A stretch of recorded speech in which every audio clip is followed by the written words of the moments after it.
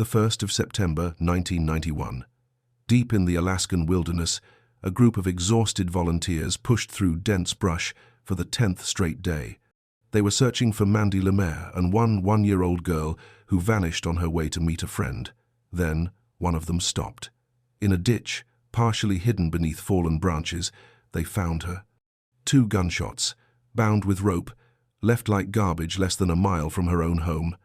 But to understand how one one-year-old girl ended up here, we need to rewind 10 days to a Friday afternoon in August, when Mandy walked out her front door and into a nightmare that would shatter a tiny Alaskan town.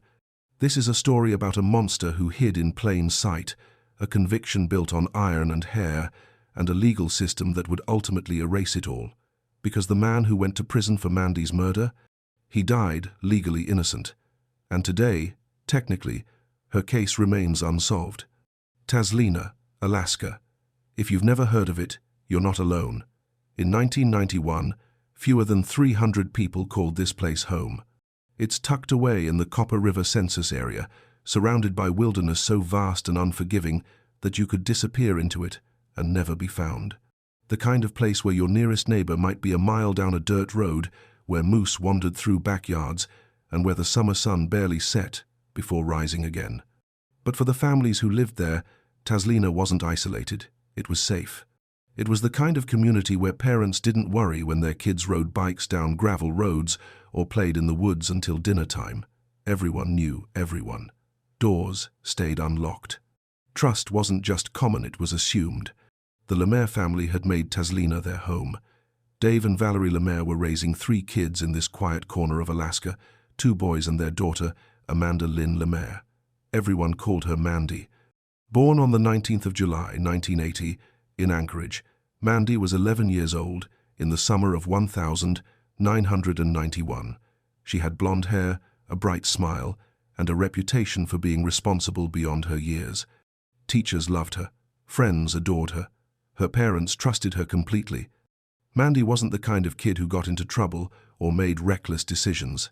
She was mature, dependable, the type of girl you could count on to look after younger kids or help out around the house without being asked. In a place like Tazlina, where independence was part of growing up, Mandy had earned her freedom. Walking to a friend's house? No big deal. Meeting someone halfway down the road? Routine. August 1991 was winding down. School would start soon, and kids were squeezing every last drop out of summer. For Mandy, that meant spending time with her best friend, Erin. The 2 girls lived close enough that meeting halfway between their houses was easy. They'd done it dozens of times before. Before we go further, if you're new here and you appreciate deep-dive true crime content that respects the victims and digs into every detail, hit that subscribe button. We cover cases like this every week, stories that deserve to be told, remembered, and investigated with the care they deserve. On Friday, the 22nd of August 1991, Mandy made plans to meet Erin that afternoon. It was supposed to be simple, a short walk, a few minutes on a familiar road. Then an afternoon of playing at Mandy's house. Nothing out of the ordinary, nothing dangerous. Mandy left home just before 3 p.m., excited to see her friend. She never made it. Friday, the 22nd of August, 1991, started like any other summer day in Tazlina. The sun was high, the air was warm, and Mandy LeMaire was looking forward to spending the afternoon with her best friend, Erin. The plan was straightforward. They'd meet halfway between their houses, then walk back to Mandy's place together. They'd done it countless times before. The route was familiar, the distance short, the road quiet. Just before 3 p.m., Mandy said goodbye to her parents and headed out the door. She was wearing casual clothes, her blonde hair catching the afternoon light as she walked down the driveway. Dave and Valerie LeMaire watched her go, completely unaware that it would be the last time they'd see their daughter alive. Erin left her house around the same time, walking toward the agreed-upon meeting spot. She knew the route by heart past the trees, along the gravel road, to the place where she and Mandy always met. But when Erin arrived, Mandy wasn't there. At first, Erin didn't panic. Maybe Mandy was running a few minutes late. Maybe she'd gotten distracted or had to finish something at home. Erin waited. 5 minutes passed, then 10. Still no Mandy. Confused and starting to feel uneasy, Erin decided to keep walking toward Mandy's house. Maybe they'd just missed each other somehow. Maybe Mandy had taken a different path. But as Erin walked the entire route, the same route Mandy should have taken, there was no sign of her friend. No blonde hair in the distance, no voice calling out. Nothing. Around 3:30 p.m., Erin arrived at the LeMaire residence, alone. The moment Dave and Valerie saw Erin standing there without Mandy, their hearts dropped. Where was she? Had the girls gotten their signals crossed? Did Mandy go somewhere else? Erin explained that she'd waited at the meeting spot, then walked the whole way to their house and never saw Mandy anywhere along the road. That's when the panic set in. Mandy wasn't the type of kid to wander off. She wasn't irresponsible. She didn't break plans without telling someone. If she said she was going to meet Erin, she would meet Erin. Something was wrong. Terribly, horribly wrong. Dave and Valerie immediately mobilized. They grabbed flashlights, called neighbors, and started searching the area around their property. They walked the road Mandy would have taken, calling her name, checking the ditches, scanning the tree line. Other family members joined in, fanning out across the surrounding trails and paths. Maybe she'd twisted an ankle. Maybe she'd seen a moose and run into the woods to hide.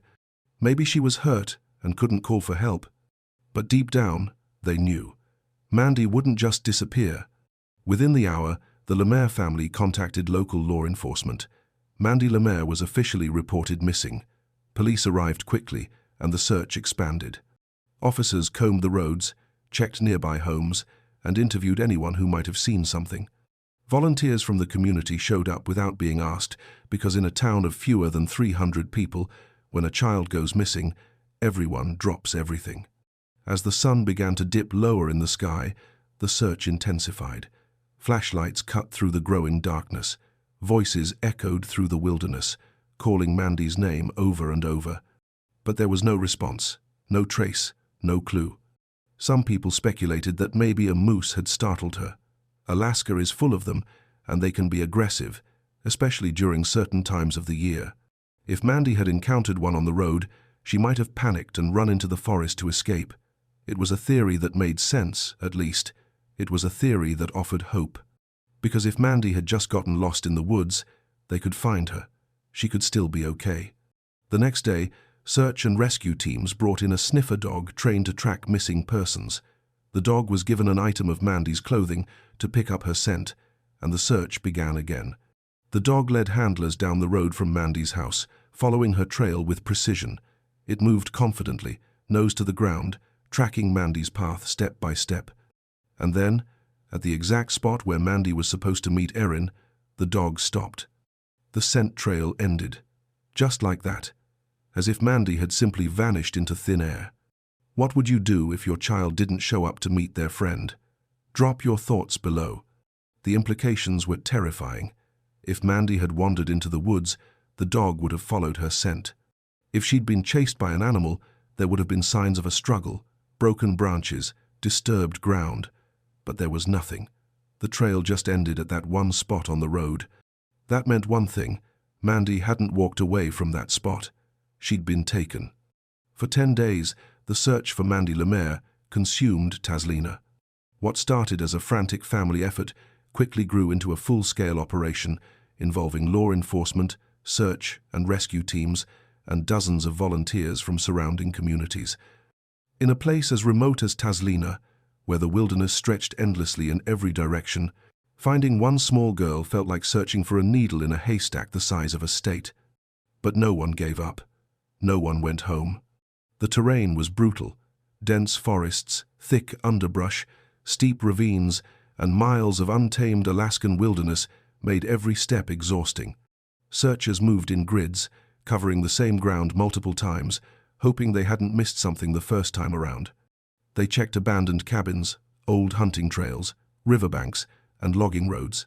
Helicopters flew overhead, scanning the landscape from above. Divers searched nearby bodies of water, just in case. Dave and Valerie LeMaire barely slept.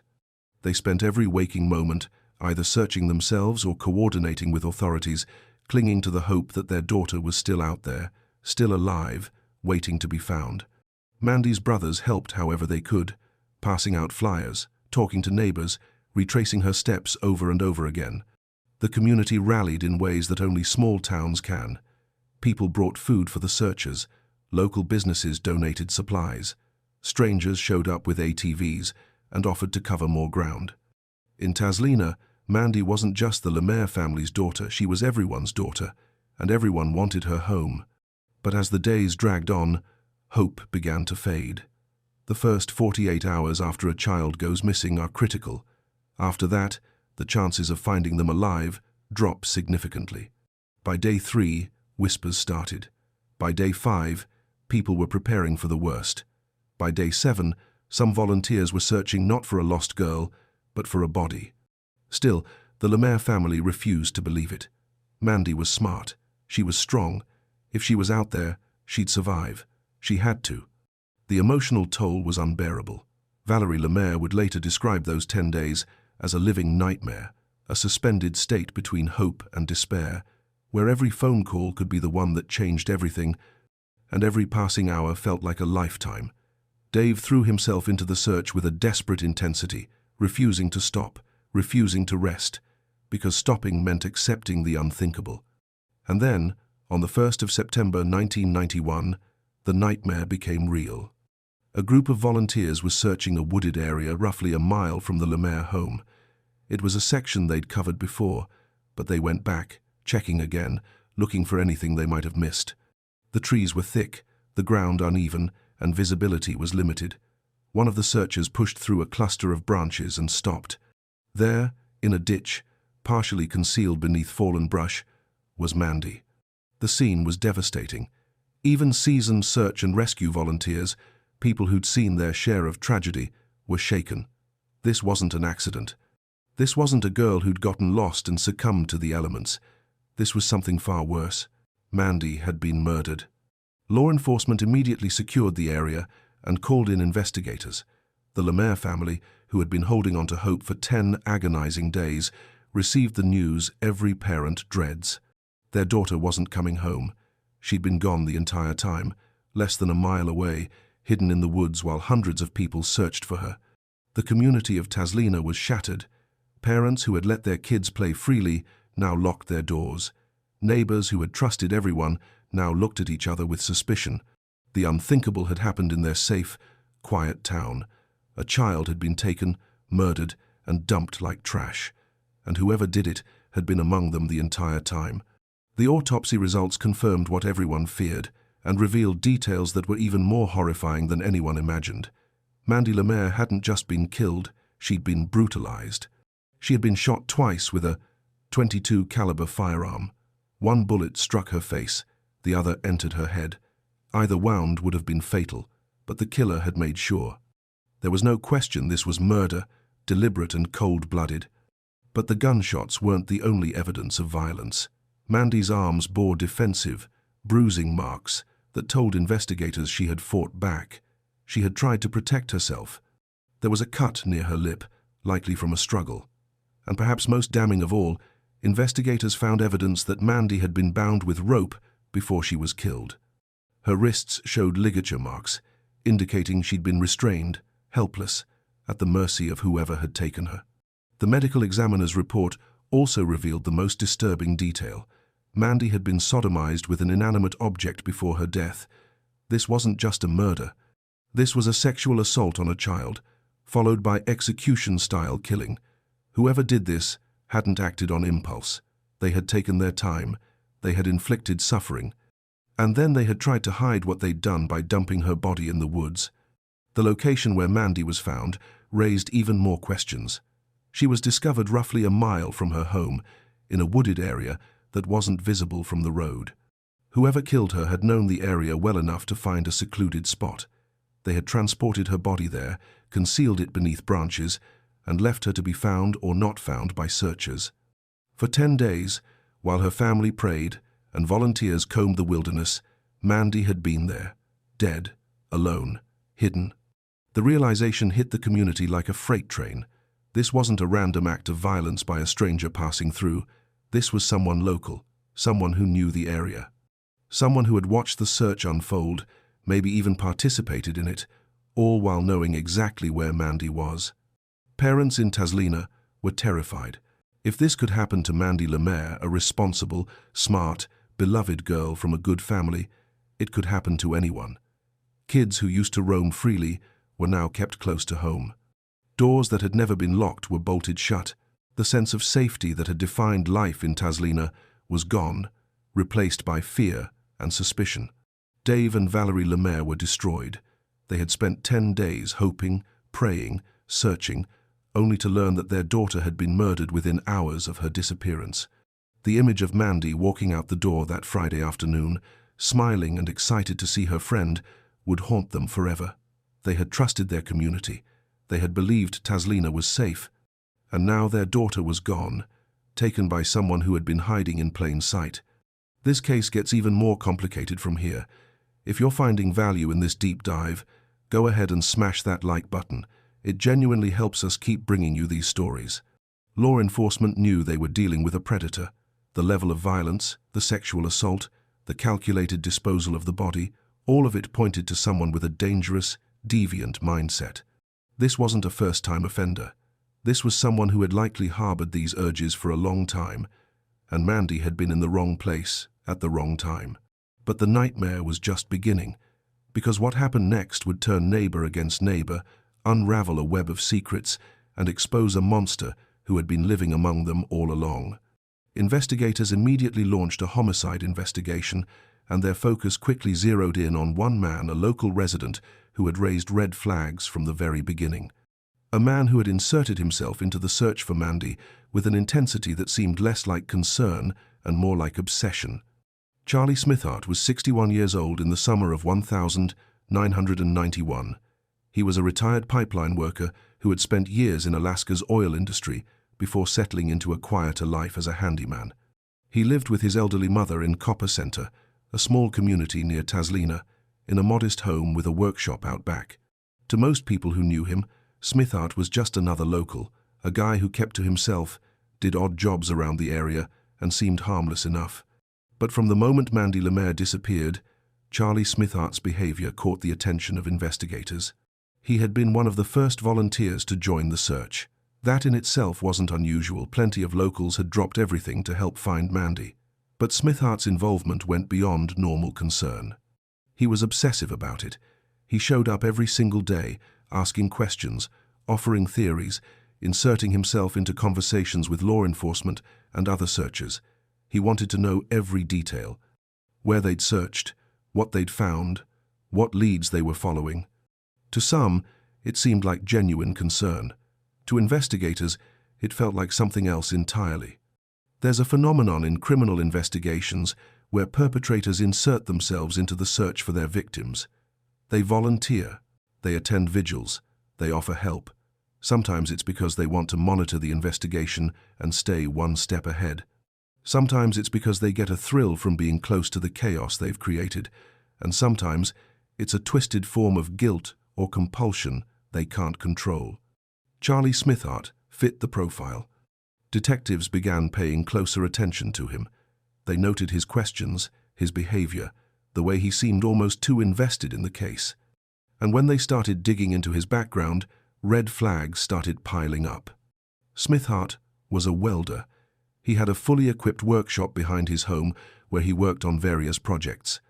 He was skilled with tools, comfortable working with metal, and familiar with the kind of equipment that could leave trace evidence behind. That detail would become critical later. He also had a history that made investigators uneasy. Smithart wasn't a stranger to law enforcement. He'd had run-ins before, nothing that had landed him in serious trouble, but enough to suggest he wasn't the harmless old man he appeared to be. And as detectives dug deeper, they discovered something even more disturbing: whispers from people who knew him, suggestions that Smithart had inappropriate interests, that he made people uncomfortable, especially around young girls. But whispers and suspicions weren't enough. Investigators needed evidence. They needed witnesses. They needed something concrete that could tie Charlie Smithart to Mandy LeMaire's disappearance and murder. And then the witnesses started coming forward. The first was a man named Dave DeForest. DeForest was a local truck driver with a criminal record. He was a convicted felon on probation for attempted burglary in New York. He wasn't exactly a model citizen, but what he told investigators was explosive. DeForest claimed that on the afternoon of August 22, around 3 p.m., right around the time Mandy disappeared, he had seen a tan pickup truck near the LeMaire home, and he recognized that truck. It belonged to Charlie Smithart. Investigators pressed DeForest for details. Was he sure it was Smithart's truck? Absolutely, DeForest said. He knew the vehicle well. It was distinctive, and he'd seen it around the area plenty of times. He couldn't say for certain that Smithart was driving it, but the truck was there, right around the time Mandy vanished. That testimony alone was damning, but it got worse. A second witness came forward, Tanya Nutter, who happened to be Charlie Smithart's own cousin. Nutter told investigators that about 2 hours after Mandy disappeared, she had seen Smithart's tan pickup truck parked near the area where Mandy's body would eventually be found. She couldn't confirm who was driving, but she was certain it was his vehicle. She recognized it. There was no doubt in her mind. 2 independent witnesses, 2 sightings of Smithart's truck, one near the LeMaire home at the time of the abduction, one near the dump site shortly after. The pieces were falling into place. But Charlie Smithart wasn't just a person of interest anymore. He was the prime suspect, and investigators were about to find evidence that would tie him directly to Mandy LeMaire in ways he couldn't explain away. The testimonies from Dave DeForest and Tanya Nutter were critical, but investigators knew they needed more than just sightings of a tan pickup truck. Defense attorneys could argue coincidence, mistaken identity, or faulty memory. What they needed was physical evidence that placed Mandy LeMaire inside Charlie Smithart's vehicle, and they were about to get it. But first, let's talk about the witnesses, because their stories and the credibility issues surrounding them would become central to this case in ways no one could have predicted. Dave DeForest was the first to come forward. As a truck driver who regularly traveled the roads around Tazlina, he was familiar with the area and the vehicles that belonged to locals. On the 22nd of August 1991, DeForest claimed he was driving near the LeMaire home around 3 p.m. when he spotted Charlie Smithart's distinctive tan pickup truck in the vicinity. The timing was crucial. Mandy had left her house just before 3 p.m. and disappeared somewhere along the road between her home and the meeting spot with Erin. DeForest was confident in his identification of the vehicle. He'd seen it around town countless times. He knew it was Smithart's truck, and he was willing to testify to that fact in court. But there was a problem with Dave DeForest, a problem that would later become a major point of contention. DeForest wasn't exactly a pillar of the community. He was a convicted felon on probation for attempted burglary in New York. He had a criminal record, a history of dishonesty, and credibility issues that any defense attorney would exploit. And then there were the time cards. Investigators discovered that DeForest had submitted conflicting time cards to his employer for August 22. One version indicated he had left work briefly around the time he claimed to see Smithart's truck, supporting his story that he was on the road near the LeMaire home. But another time card suggested he had been at work the entire day, never leaving the premises. So which was it? Was DeForest telling the truth about seeing Smithart's truck, or was he lying? And if he was lying, why? Was he trying to deflect suspicion from himself? Was he involved in Mandy's disappearance? Or was he simply an unreliable witness whose testimony couldn't be trusted? Despite these inconsistencies, prosecutors believed DeForest's core testimony was credible. The physical evidence would ultimately support the theory that Smithart was involved, and DeForest's sighting fit the timeline. But the conflicting time cards would haunt this case for years to come. The second witness was even more damaging to Charlie Smithart, because she was family. Tanya Nutter was Smithart's cousin. She had no criminal record, no obvious reason to lie, and no apparent motive to frame her own relative for murder. But what she told investigators was devastating. On the afternoon of August 22, roughly 2 hours after Mandy disappeared, Nutter was driving in the area when she spotted a tan pickup truck parked near a wooded section of road. She recognized it immediately as her cousin Charlie's vehicle. She couldn't see who was inside or confirm that Charlie was driving, but she was absolutely certain it was his truck. And here's the kicker. The location where she saw the truck was near the spot where Mandy's body would be discovered 10 days later. Think about that for a moment. Smithart's truck was seen near the LeMaire home at the time of the abduction. Then, 2 hours later, it was seen near the location where Mandy's body was dumped. The timeline fit perfectly. When Tanya Nutter testified at trial, the courtroom was tense. She was nervous.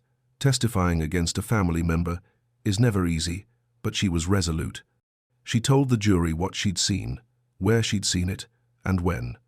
She didn't waver. She didn't back down. And as she left the witness stand, Charlie Smithart, sitting at the defense table, muttered just loud enough for people nearby to hear, "Thanks, cuz." It was sarcastic, bitter, and it revealed something about Smithart's character. He wasn't remorseful or confused. He was angry that his own cousin had turned on him, angry that the walls were closing in. Would you testify against a family member if you thought they committed murder? Where are you watching from, and what time is it there? Let me know in the comments. But witness testimony alone wasn't enough to convict Charlie Smithart. Prosecutors needed forensic evidence, something that definitively placed Mandy LeMaire inside his truck, something he couldn't explain away. And that's exactly what they found. With witness testimony placing Charlie Smithart's truck near the abduction site and the body dump location, investigators obtained a search warrant for the vehicle. What they found inside would become the backbone of the prosecution's case, physical evidence so compelling that it seemed impossible to explain away. Forensic technicians descended on Smithart's tan pickup truck, meticulously combing through every inch of the interior. They vacuumed the seats, collected fibers from the floor mats, swabbed surfaces, and examined the truck bed. They were looking for anything that could tie Mandy LeMaire to that vehicle, and they found it. 2 blonde hairs were discovered inside the truck. They were sent to the crime lab for analysis, and the results came back with a match. The hairs were consistent with Mandy LeMaire's hair. In 1991, DNA testing wasn't as advanced as it is today, but microscopic hair comparison was a well-established forensic technique. Experts examined the hairs under high-powered microscopes, comparing characteristics like color, texture, diameter, and medullary structure. The conclusion was clear: those hairs belonged to Mandy. But the defense could argue that hair evidence alone wasn't definitive. Maybe the hairs got there through secondary transfer. Maybe Smithart had given Mandy or her family a ride at some point, and no one remembered. Hair evidence was strong, but it wasn't airtight. So investigators kept digging, and they found something even more damning. Fiber analysis revealed that traces from Smithart's truck floor mats matched fibers found on Mandy's clothing. This wasn't just a single hair that could have transferred innocently. These were fibers, microscopic threads that had rubbed off from the truck's interior onto Mandy's clothes while she was inside the vehicle. The match was specific enough that forensic experts testified it was highly unlikely the fibers came from any other source. Mandy had been in that truck. There was no other reasonable explanation. But the most compelling piece of evidence, the one that would become the centerpiece of the prosecution's case, was something most people had never heard of before: iron globules. During the examination of Mandy's clothing, forensic scientists discovered tiny, microscopic spheres of iron embedded in the fabric. These weren't just random particles of rust or dirt. They were iron globules, perfectly round droplets of molten iron that had cooled and solidified. Here's why that mattered. Iron globules are only created under very specific conditions. They form when iron is heated to extremely high temperatures, like during welding, and tiny droplets of molten metal are ejected into the air. As they cool, they form these distinctive spherical shapes. You don't find iron globules just lying around. You find them in welding shops, metal fabrication facilities, and places where metalwork is being done. Charlie Smithart was a welder. He had a fully equipped workshop behind his home where he regularly worked on welding projects. Iron globules would have been all over that workspace, on his clothes, his tools, his workbench, and quite possibly inside his truck. The prosecution's theory was straightforward. Mandy had been inside Smithart's truck, and during that time, iron globules from his welding work had transferred onto her clothing. It was trace evidence that directly linked her to his vehicle and, by extension, to him. The defense tried to argue that iron globules could come from other sources, but forensic experts shut that down. The specific size, shape, and composition of the globules found on Mandy's clothes were consistent with welding activity, and Smithart was one of the few people in the area who regularly engaged in that kind of work. The physical evidence was overwhelming: blonde hairs matching Mandy's, fibers from the truck on her clothing, iron globules linking her to Smithart's welding environment. The forensic case was airtight. But then came Smithart's behavior during interrogation, and it was bizarre. When detectives questioned him, Smithart repeatedly asked whether they had found any of Mandy's hair, jewelry, or blood in his truck. Think about that for a moment. Why would an innocent man ask those specific questions? If you had nothing to do with a crime, you wouldn't be worried about what investigators found in your vehicle. You'd be confused, maybe defensive, but you wouldn't be asking about hair, jewelry, and blood. Those questions revealed guilty knowledge. Smithart knew what investigators were looking for because he knew Mandy had been in his truck. He was trying to gauge how much evidence they had against him. And then things got even more disturbing. During the interrogation, Smithart made comments about his sexual attraction to young girls, specifically girls as young as 11 or 12 years old. Mandy was 11 when she was murdered. This wasn't just a slip of the tongue.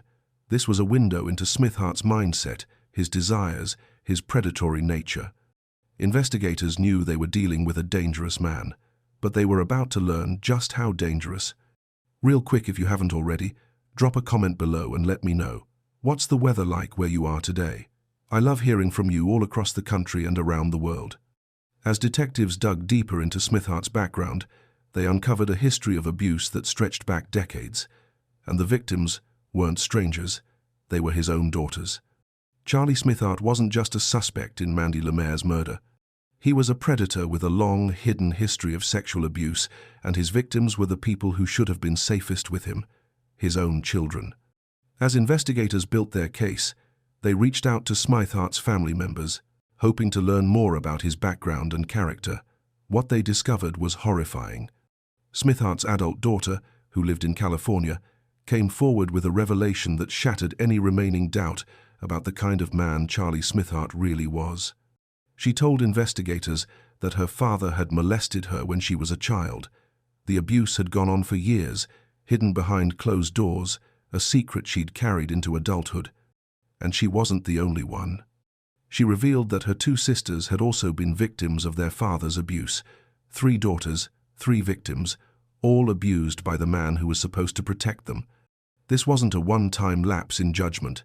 This wasn't a mistake. This was a pattern of predatory behavior that had persisted for decades. Charlie Smithart had sexually abused his own children, and he had gotten away with it. No charges had ever been filed. No one had ever held him accountable. He had simply moved on with his life, leaving a trail of trauma in his wake. The revelation painted a clear picture. Smithart was a pedophile with a long history of targeting young girls. And Mandy LeMaire, and one 1-year-old girl walking alone on a rural road, had been exactly the kind of victim he was drawn to. But the evidence against Smithart didn't stop there. While awaiting trial, Smithart was held in custody alongside other inmates. One of those inmates later came forward with a bombshell testimony. Charlie Smithart had confessed to him. According to the inmate, Smithart had admitted to killing Mandy LeMaire. The details of the confession weren't fully disclosed in court, but the inmate's testimony added another layer to the prosecution's case. Jailhouse confessions are often viewed with skepticism. Inmates sometimes lie to get favorable treatment or reduced sentences, but in this case, the confession aligned perfectly with all the other evidence. Despite the mounting evidence, Charlie Smithart maintained his innocence. He denied ever having Mandy in his truck. He denied killing her. He denied everything. When confronted with the blonde hairs found in his vehicle, Smithart offered an explanation that seemed almost laughable. He claimed the hair probably belonged to a friend's son. A friend's son. With blonde hair that just happened to match Mandy LeMaire's. It was a weak excuse, and investigators didn't buy it for a second. But then Smithart said something that sent chills down the spines of everyone in the courtroom. During his testimony, he told the jury, "If I had killed the girl, I would have dumped the body in the fast-flowing Copper River, not in the woods near her home." Think about that statement for a moment. An innocent man doesn't speculate about how he would have disposed of a body. An innocent man doesn't offer alternative methods for hiding a crime he claims he didn't commit. That statement revealed something deeply disturbing about Smithart's mindset. He had thought about it. He had considered the logistics. He knew exactly what he would have done differently. It was a slip, a moment where the mask came off and the real Charlie Smithart was exposed. Prosecutors hammered that point home. Why would an innocent man think about body disposal methods? Why would he have an opinion on the best way to hide a victim? The answer was obvious, because he wasn't innocent. The jury heard all of it, the physical evidence, the witness testimony, the history of abuse, the jailhouse confession, the bizarre, self-incriminating statements, and they reached a conclusion. Charlie Smithart was guilty. In 1993, Charlie Smithart stood trial for the kidnapping, sexual assault, and murder of Mandy LeMaire. The courtroom in Alaska was packed. Family members, community members, reporters, and curious onlookers filled every available seat. This was the moment everyone had been waiting for, the moment when justice would finally be served for an one-year-old girl who had been stolen from her family and brutally murdered. The prosecution laid out their case methodically, piece by piece.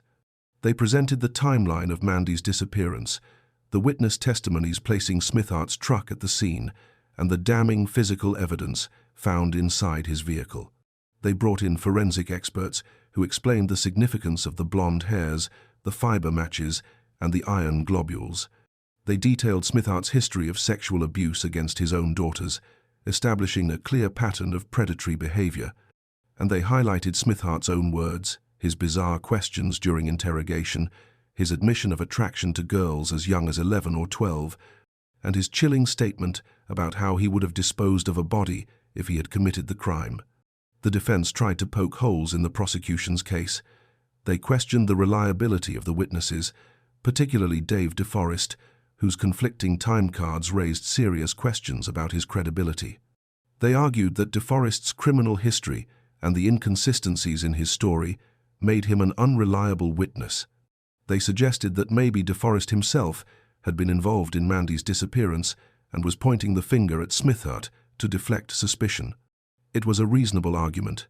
DeForest did have credibility issues. His time cards didn't match up. One version showed he had left work briefly around the time he claimed to see Smithart's truck near the LeMaire home. The other version indicated he had been at work all day on August 22, never leaving the premises. So which was it? Had DeForest really seen Smithart's truck, or was he lying? And if he was lying, what was he hiding? The defense wanted the jury to consider the possibility that Dave DeForest, not Charlie Smithart, was the real killer. They wanted to argue that DeForest had the opportunity, the proximity, and a criminal background that made him just as viable a suspect. But the trial court limited how aggressively the defense could pursue that theory. The judge ruled that while the defense could question DeForest's credibility, they couldn't fully argue that he was the actual perpetrator without more concrete evidence pointing in that direction. It was a decision that would have massive implications down the road. Despite the questions surrounding DeForest, the jury focused on the overwhelming physical evidence against Charlie Smithart. The hairs, the fibers, the iron globules, the testimony from Smithart's own cousin, the history of abuse, the jailhouse confession, all of it pointed in one direction. After deliberating, the jury returned with their verdict. Guilty. Guilty of first-degree kidnapping. Guilty of first-degree sexual assault on a minor. Guilty of first-degree murder. The courtroom erupted. Family members wept, some in relief, some in anguish, some in a complicated mix of both. Mandy was gone, and nothing could bring her back, but at least her killer would be held accountable. At least there was justice. But Charlie Smithart didn't accept the verdict quietly. As the judge read the jury's decision and polled each juror to confirm their vote, Smithart erupted in outrage. He shouted. He cursed. He had to be physically restrained by guards. His anger was so intense, so volatile, that he was removed from the courtroom and placed in an enclosed media booth so the proceedings could continue without further disruption. It was a shocking display. An innocent man wrongly convicted might be devastated, confused, or heartbroken. But Smithart's reaction was pure rage, the rage of a man who believed he had gotten away with it, and couldn't accept that he'd been caught. The judge sentenced Charlie Smithart to 114 years in prison.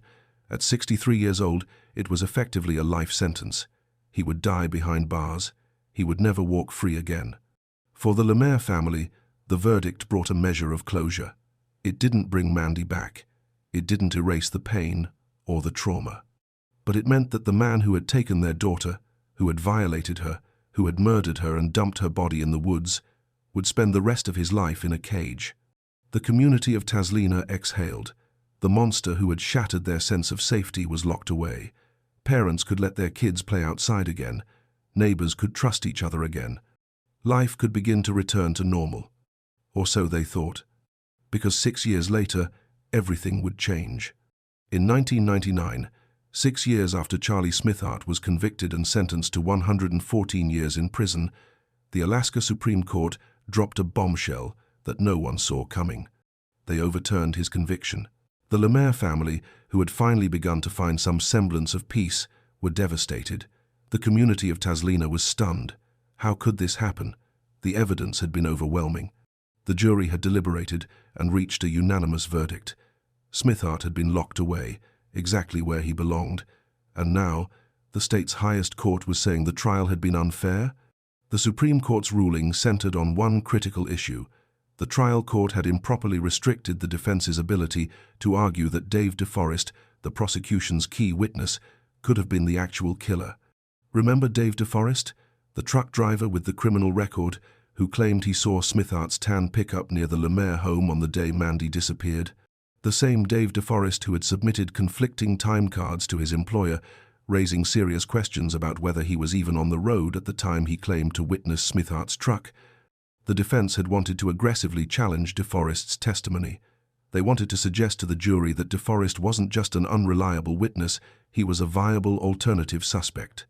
They wanted to argue that DeForest had the opportunity, the proximity, and a criminal history that made him just as likely, if not more likely, to have committed the crime. But the trial judge had limited how far the defense could go with that argument. The judge ruled that while they could question DeForest's credibility, they couldn't fully present the theory that he was the real perpetrator without more concrete evidence. The Alaska Supreme Court disagreed. They ruled that the defense had a constitutional right to present a complete defense, and that included the right to argue that someone else, specifically Dave DeForest, could have been responsible for Mandy's murder. By restricting that argument, the trial court had violated Smithart's Sixth Amendment right to a fair trial. The decision was legally sound, but emotionally devastating. The Supreme Court wasn't saying Smithart was innocent. They weren't saying the evidence against him was weak. They were simply saying that the trial process had been flawed, and that flaw was significant enough to warrant a new trial.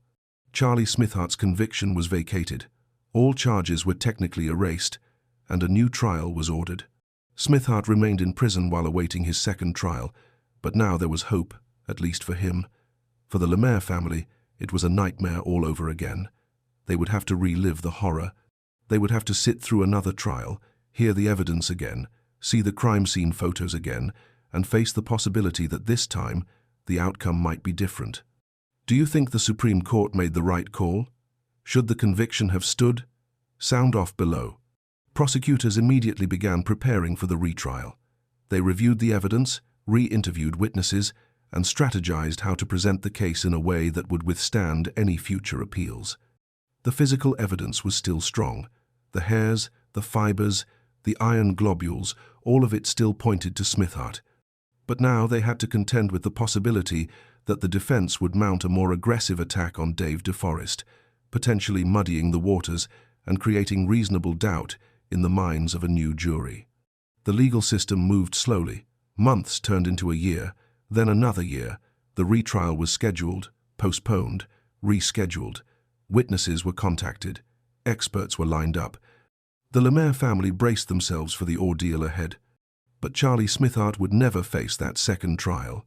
In December 2000, while awaiting his second trial, Charlie Smithart died in prison. He was approximately 70 years old. The cause of death was lung cancer. Just like that, the case was over. No retrial, no second verdict, no chance for the LeMaire family to see justice served again in a courtroom. Charlie Smithart was gone, and with him went any possibility of legal closure. But here's where things get even more complicated and infuriating. Under Alaska law, when a defendant dies before their retrial can take place, all charges against them are automatically dismissed. It's a legal principle rooted in the idea that you can't prosecute a dead person, and you can't hold someone accountable for a crime they never had the chance to defend themselves against in a completed legal process. So technically, legally, Charlie Smithart died an innocent man. His 1,993 conviction had been overturned. The charges were dismissed upon his death. In the eyes of the law, he was never convicted of kidnapping, sexually assaulting, or murdering Mandy LeMaire. The slate was wiped clean. Let that sink in for a moment. A man who was found guilty by a jury of his peers, sentenced to 114 years in prison, and who spent 7 years behind bars for one of the most heinous crimes imaginable, died with no conviction on his record. For the LeMaire family, it was a gut-wrenching twist of fate. They had endured the initial investigation, the trial, the conviction, the sentencing, and then the devastating reversal. They had prepared themselves to go through it all again, to sit in another courtroom and relive the worst moments of their lives. And now, they would never get that chance. There would be no second trial, no second conviction, no final moment of justice where a jury looked at the evidence and said, once again, this man is guilty. Instead, they were left with questions, with doubt, with the knowledge that legally, officially, Mandy's murder remains unsolved. Because here's the reality, no one has ever been convicted of Mandy LeMaire's rape and murder. Charlie Smithart's conviction was erased. No one else has ever been charged. The case is technically open, but it's been cold for over 2 decades. The implications of Smithart's death rippled through the community. Some people believed he was guilty and that his death was simply a form of cosmic justice. He died in prison, where he belonged, even if the legal system couldn't hold him accountable a second time. Others wondered if the Supreme Court's decision to overturn his conviction meant there was reasonable doubt, and maybe, just maybe, the wrong man had been imprisoned. And then there was the question of Dave DeForest. If the defense had been allowed to fully argue that DeForest was the real killer, would the jury have reached a different verdict? Was DeForest involved in Mandy's disappearance, or was he simply an unreliable witness whose inconsistencies were blown out of proportion? We'll never know, because the second trial never happened. The LeMaire family was left in a state of limbo. They knew what they believed. They knew the evidence pointed to Smithart. But without a conviction, without that final legal stamp of accountability, there was no closure. Just an aching, unresolved grief that would follow them for the rest of their lives. Dave and Valerie LeMaire have lived with this pain for over 3 decades now. They've had to watch as their daughter's case faded from the headlines as the years passed and people moved on. They've had to carry the weight of knowing that the man they believe killed their daughter died without ever being held fully accountable. And they've had to live with the fact that, in the eyes of the law, Mandy's killer was never caught. The community of Tazlina was left with its own questions. Did a child killer walk among them, undetected, for years? Did Charlie Smithart act alone, or was someone else involved? And if Smithart was guilty, which the physical evidence strongly suggested, how do you reconcile the fact that he died legally innocent? There are no easy answers, just the haunting reality that sometimes justice slips through the cracks. Mandy LeMaire was 11 years old when she walked out of her house on the 22nd of August, 1991. She was excited to see her friend. She was responsible, trusted, loved. She had her whole life ahead of her, and in the span of a few hours, all of that was stolen from her by someone who saw her not as a person, but as a target. Her story didn't end with her death. It continued through a decade-long legal battle, a conviction, a reversal, and ultimately an unresolved conclusion that left her family without the closure they desperately needed.